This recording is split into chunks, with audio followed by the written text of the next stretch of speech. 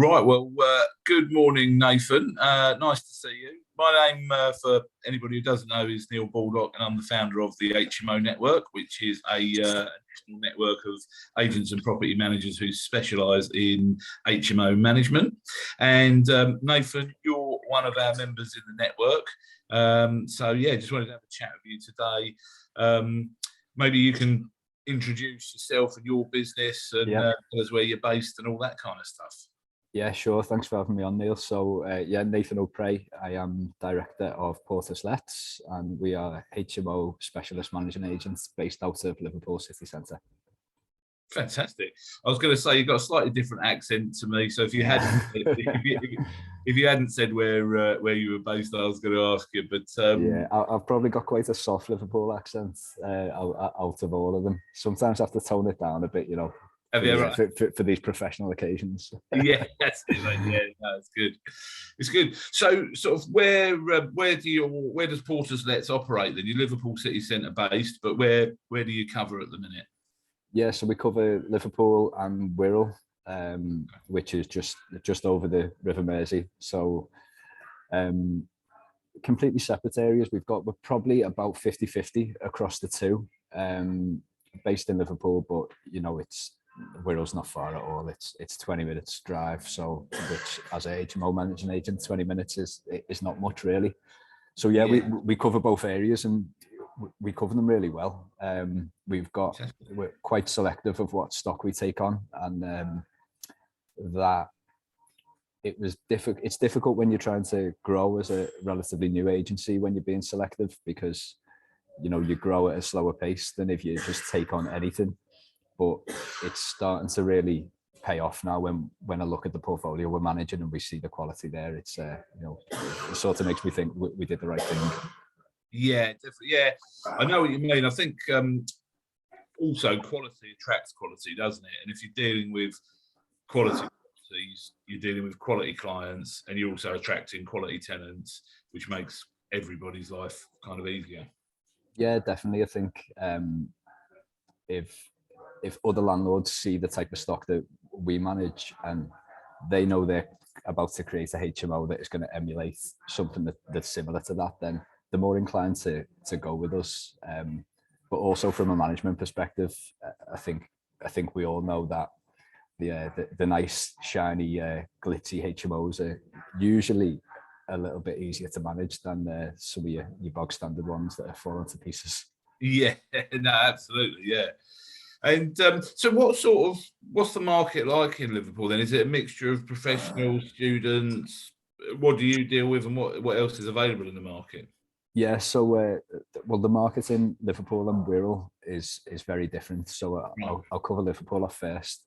Liverpool it's got a really strong student market. Obviously, I think 3, maybe 4 universities here, so huge student population. We've got a couple of student ones, but we're mostly professional. The professional market has been growing. It's been growing for the past 10 years, just at a slow and slower pace. But I think now we're probably entering into an era where professional HMOs is a much more common way for professionals to live. It was probably more novel and more peculiar years ago, outside of London at least. But yeah, and then over in the Wirral, it's more of a blue collar market. We do have a mix. They're all working professionals, not as many students because there's not a university in that particular area. But yeah, it's more of a blue collar market over there. Okay, cool. So yeah, a bit of a mix in different areas that you're covering. And so how did you actually get into HMO management then? What made you start your agency? Yeah, so like most people, I sort of fell into it. So I've been involved in property pretty much all my life. I studied construction management. Right. Came out of uni and went into commercial property management, working for some of the big building surveying practices, and did that for 10 years. After that, I developed my own HMO at the start of the first lockdown, so 2020, and was looking for a managing agent to manage my own HMO. And we'd put a lot of effort into the design, you know, the full Pinterest boards and, you know, the sort of really, I'd like to think it was a really well designed HMO. And then I was looking at some of the managing agents who would be potential candidates to take on the management. And I just felt that they weren't aligned with my prospective tenant demographic. Right, I was trying to appeal for young sort of city slicking professionals who are, you know, maybe mid-20s, they've just moved to the city, different types of jobs, but generally people in the mid-20s, and that's the tenants who I've got in this house now. When I looked at the prospective agents, I felt they didn't align with that. They were quite very three-piece suits and very corporate, and I felt like as a HMO agent, they were trying to emulate the image of an estate agent. So I looked at my tenant demographic and I thought that this isn't right. There's a mishmash here. So I ended up taking on the management myself. right. And then, like most people who self-manage, you end up taking on one more for someone else, and then so and so wants you to manage this one. And yeah, it just I thought, yeah, I think we've actually got something here. You know, we've created something that landlords actually like. You know, people were starting to recognize this sort of niche we've carved out as being super relatable to HMO tenants. And so yeah, we just sort of dived headfirst into that. Fantastic, yeah, because I mean it is 100% different to managing normal properties, isn't it? And I think, as you know, my agency is sort of like a full spectrum agency. We do sales, lettings, and HMO management. Yeah, but you know, we've got specialists in each area, and I think we often see it in certainly in my town that some of the more corporate agents might try and break into the HMO market. Yeah. And very quickly realise that, you know, we're not set up for this. We don't have the right systems and procedures and that kind of thing. So, and you know, you've obviously learned that firsthand through being an HMO landlord first, and then progressing from there. Yeah, I suppose just on what you've just said, I'm probably in quite a privileged position in that because I'm solely doing HMO management. I've got a couple of single lets, but because I'm solely doing HMO management, I can afford to sort of bend my company image in that direction. Whereas if you're full spectrum as you are and you're doing a estate agency, then you've got to appeal to a wider breadth of people, haven't you? Yeah, absolutely. Yeah, you've got to appeal to a wider breadth of people. But I guess being an independent agent is a lot more. You know, you've got more flexibility. It's a lot easier to do that and bend different pieces in different directions. Whereas I think you know, some of the corporate agents, they're just not set up for HMO management. Really, it just doesn't kind of fit into their business model. So, what would you say is unique about your agency then? Well, it probably follows on quite nicely from the last question. Really, I'd say the thing that makes us unique and different to other agencies is that relatability thing with tenants. You know, we're very much built the brand around being relatable to tenants. I see tenants as my customers just as much as landlords, although landlords are my customers and I provide a service to the tenants. I view tenants as customers and try and make everything about the business. I try and make it tenant centric, because I believe the way I see it is that a landlord wants me to be the linchpin between them and the tenants. So I put a lot of effort into demonstrating my ability to be that linchpin between the two. So it's about that relatability and approachability to the tenants, just to really provide a good customer service to them. Yeah, fantastic. I think, you know, your branding goes along with that, doesn't it? You've got a really bold, kind of unique branding to Portus Lets, which is like really eye-catching on Instagram, bright colours. It's sort of, I guess it attracts that kind of modern professional in this day and age, doesn't it? Yeah, that's what we're going for. Yeah, no, it's really cool. I mean, that's when we first sort of met, and I think we probably met through Instagram initially, and it was kind of, you know, it really stood out. Obviously, you've done it yourself as a landlord, and then progressed on to be an agency, and you've now got a substantial amount of clients and rooms under management. What would you say to a landlord that comes to you and says, Nathan, I've just built this HMO and I'm going to manage it myself. Knowing what you know now, what would you say to them? It's such a loaded question, isn't it? Because I think there's so much experience to be gained from managing a HMO, but it's not a decision that should be taken lightly. I think your property is usually always going to be safer with someone who's had a lot of experience, i.e. a HMO managing agent. At the same time, for a landlord as an individual, there's so much to gain from managing a HMO, even just for a year. I think there's so much experience to gain. So yeah, it's a bit of a double-edged sword, that question. I think it's always going to be better in the hands of a good, experienced managing agent. But if you as an individual landlord really want to develop your skills, then, you know, trying to self-manage for 6 months or even a year, just to make a few small mistakes and learn along the way. I think as an individual, that will really help you. But long term, the answer will always be to have it with a HMO managing agent who is going to be on the phone on a Friday night. You know, I've been literally in the pub once, doing a live WhatsApp video call with a tenant, showing them how to top up the pressure on a boiler. And you know, if you've got to be willing to do that. Yeah, no, it's I always say to clients, I think you know, yes, obviously we're agents, we want properties to manage, but I think if a landlord's if it's their full-time job property, then that's fair enough. But I think if they've got a full-time job and they're trying to juggle that alongside managing an HMO, especially if they've never done it before, that's when quite often they just will find they've not got the time. It's interrupting them too much. They've not got the expertise of like, oh, what do we do when this problem arises? Yeah, and that's really why.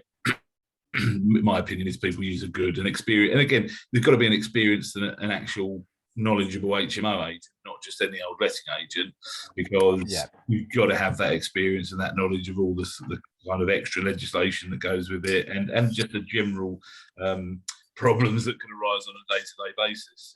There's just so much, isn't there? You take for granted some of the things that we know as like second nature now, certain rules and processes, but if you were a complete newbie coming in to manage a HMO, there is so much to learn. Like, there's so much that you need to know. It's a lot. It's an overwhelming task for someone to take on. Yeah. What? Let's give some tips out to some landlords. What do you think? Maybe like a top tip for keeping the voids to a minimum is on an HMO. Voids. One thing I like to do is we do 3D scans. You know, like a 3D walkthrough. Called Matterport scans. So we do them for most properties that we take on now. For certain clients, if it's a particularly, you know, attractive client, attractive from a business sense, not an attractive client, then we'll do the 3D scan free of charge as an incentive to join us and use us for management. Sometimes we have to charge for that service, but yeah, the 3D scan's really good, particularly if you've got a tenant, or some tenants really tidy, some tenants not so tidy. But even if you've got a really tidy tenant that's in a small room, then they can be the tidiest tenant in the world. That room is not going to look great full of their stuff on a viewing. So I find it's just always better to have that 3D scan. We say, look, we can't get you in till this date, but here's the 3D scan in the meantime. A lot of the time, they'll commit just from doing the 3D walkthrough, because obviously the property looks its best on that scan as well. You know, it's all sparkly with the props and everything. So yeah.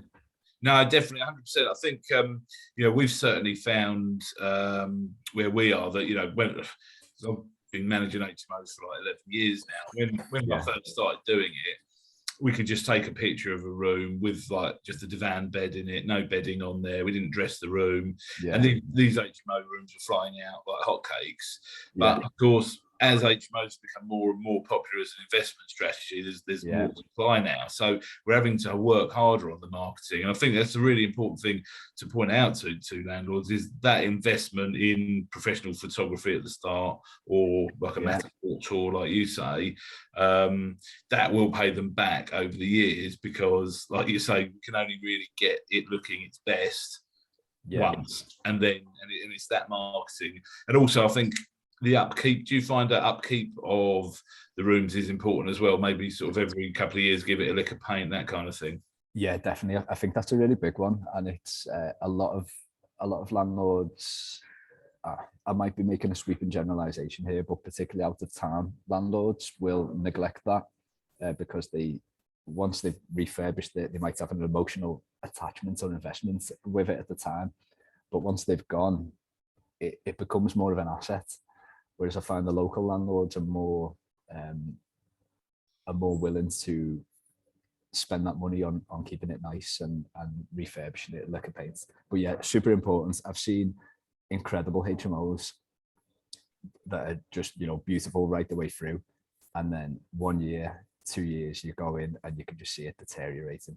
Yeah, having cleaners is a massive one there as well, and they can point things out to you. Obviously, I'll do regular inspections of the whole property, but sometimes the cleaners might say, "Oh, I think so and so might be smoking in the room," or things like that, and they're your eyes on the ground. Yeah, that's right. And I think, again, that's sort of all comes back to knowing to look for all these little things, doesn't it? And having your expertise as a specialist HMO manager, is that not only are you managing the property, you're managing relationships between 5, 6, 7 people, however many people live there. And you've also got to, I just find you've got to nip things in the bud, haven't you? If you let that tenant smoke in his room once, he's going to keep doing it. If you let someone store their bike in the hallway once, they're going to keep doing it. And when we identify all these problems, it's important to jump on them and kind of nip them in the bud. Do you think? Yeah, definitely. You've got to be firm. You've got to be firm, but it's a difficult one to balance, isn't it? Because you don't want to become the enemy, and you've got to manage that relationship. But I think it is important to be firm with rules when it comes to things like smoking, pets. Yeah. I recently took on HMO from another agent, and as soon as I got the keys, I went in, did an inspection. A guinea pig, 2 hamsters, and a dog. in a 6-bed HMO, really full of professionals. So yeah, it's funny. It's amazing. Well, I was going to ask you, can you give us a funny story? But I think you've probably done it. So yeah. You got any other stories? I think it's difficult. There's probably some risk of GDPR breaches, but I'll try and keep details limited. Well, I did have one guy actually his pinboard was falling off the wall from the adjacent bedroom being particularly active. Right. So yeah, there could be that one. Yeah, that's it. Yeah. Funny enough, one of our other members I interviewed last week said, "Look, you've asked me that question, Neil, but it's probably not clean enough for the camera." So yeah. Just obviously, you've had some experience of refurbishing HMOs as well. When you got any kind of tips you think are important that landlords should be considering, like from the build stage when they're starting to build it? Just, it doesn't have to. Obviously, that's a very varied and wide question. Even if you've just got one or two. I could do a whole separate hour-long interview if you're on the build. That's my sort of, the build is my world, and quite interested in that part of HMOs.